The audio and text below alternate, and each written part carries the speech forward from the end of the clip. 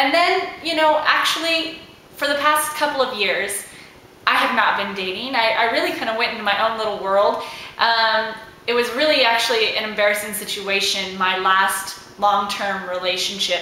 When it had ended, he made it a point to go to my family members and tell them that I had been having an affair. And now it was totally not true. However, he knew that that was such a sore subject for me, that this male sexual energy and attention that I drew in, that it was a sore subject. So he knew right where to hit me. And when the relationship ended, he said that it was because of infidelity and that I had been having an affair. And what hurt me the most is that my family believed it. I was like, what sort of impression am I giving to my family, to others, that makes them think that I'm some sleazy tramp that screws around with everybody on the face of the planet? What am I doing here? And I really doubted the way that I was being perceived, and I wanted to squelch that. I wanted to remove any possibility of possibly having any misunderstandings as to where I'm coming from, and I really wanted to let people know that I acted with honor and that I didn't want to be just reduced to this low energy sexual being that just was about that. It just didn't feel right to me and it didn't feel good. I felt that I had more to offer than something like that. So I went into isolation, and actually I have been in male isolation for most of that time. I really felt uncomfortable with my sexual energy. I felt very uncomfortable with my sensual energy. I didn't really know how to handle it. And this past weekend, I was at a workshop, the Conscious Growth Workshop, and I remember this was like the first time I had really been in a large room with mostly males. And on the first day, I walked into that room and I was so nervous. I felt like I stood out like a sore thumb, and I just didn't know how to handle it. So I became very shy. I just, you know, just kind of stood back for a little bit and kind of a little bit reserved. And then as the days progressed, I kind of noticed that I had the ability to draw an attention just based on my presence. Now I want to say something really quickly. It's not about the color of my hair, the color of my skin, the size of my breasts, or the shape of my body. That I really don't feel that that's what it's about, that men are attracted to me. I feel that men are attracted to me because I have this, what I feel is like a spirit within me. I feel that I am illuminating, and people are merely attracted to that. And they misconstrue that when they see me and they go, wow, there's something about that girl, what is it, I want it. And then they take it down to a low level of consciousness, saying that it's sex. And what it really is that it is goodness and the spirit emanating within me that is illuminating outwards, and it's that joy, it's that feel good that they see, that they want to experience themselves, and they feel that if they are engaged with me, that that's what's going to happen.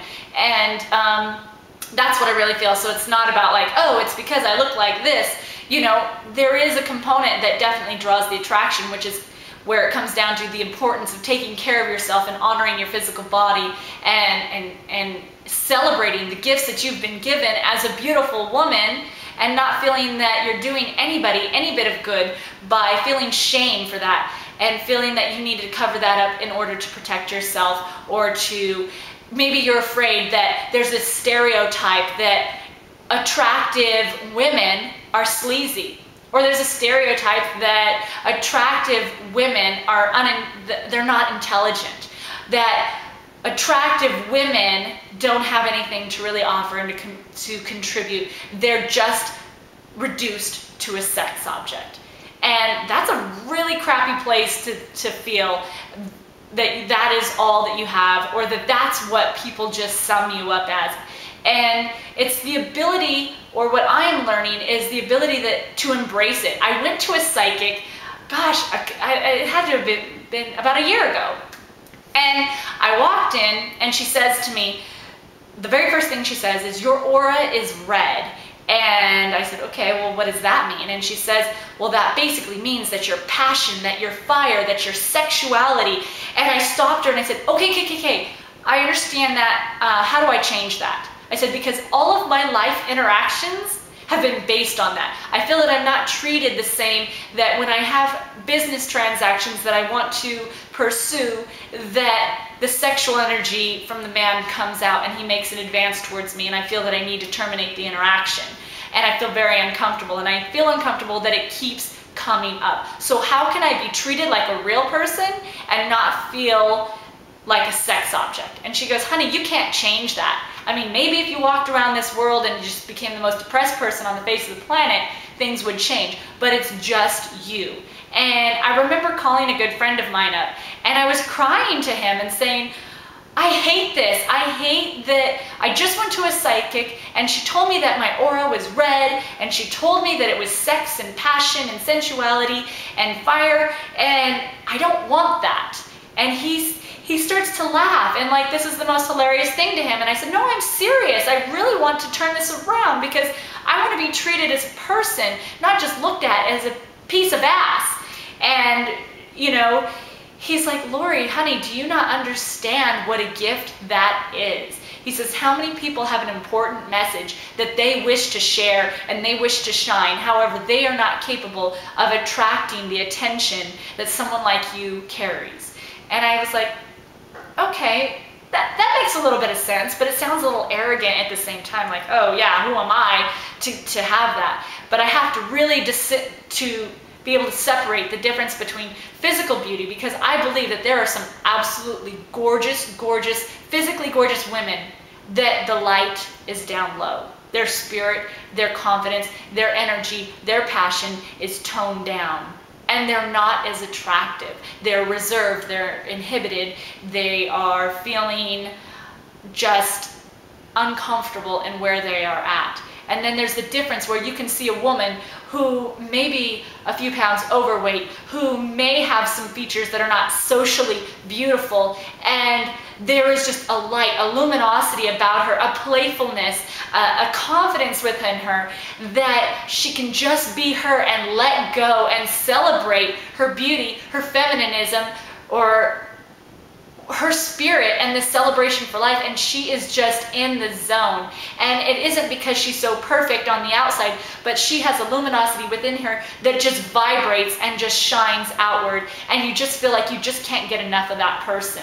And there's a huge difference in that. And I think what I am learning myself is it's not the physical looks that people are attracted to, because you know what, honestly, someday those will fade. And am I supposed to feel that once my appearance fades away, that I no longer have anything, any attention coming in towards me? Or is it the spirit that's within me that is illuminating that I am attracting people into my world?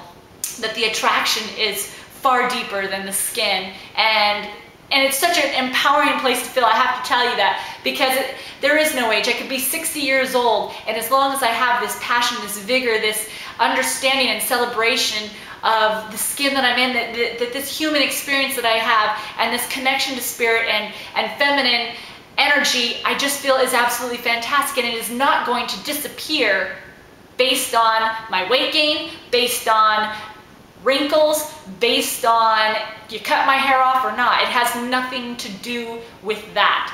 That it has everything to do with getting in touch with your spirit, getting in touch with your female energy, your feminism, and getting out and shining and seeing that just being the best version of you is inspiring others.